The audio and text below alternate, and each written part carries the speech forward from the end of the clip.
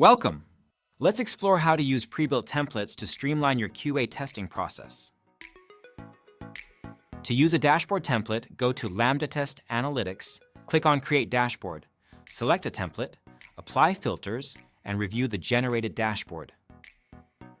Dashboard templates offer predefined widgets and visualizations tailored for specific testing needs, saving you time and standardizing data analysis.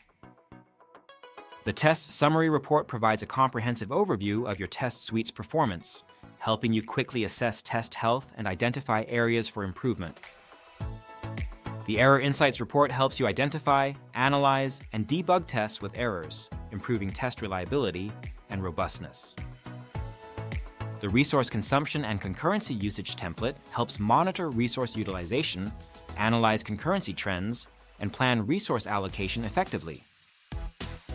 The OS and Browser Report provides insights into testing coverage across various browsers, operating systems, and devices, ensuring compatibility and seamless functionality. Thank you for watching. Start using pre-built templates today to optimize your QA testing process and improve software quality.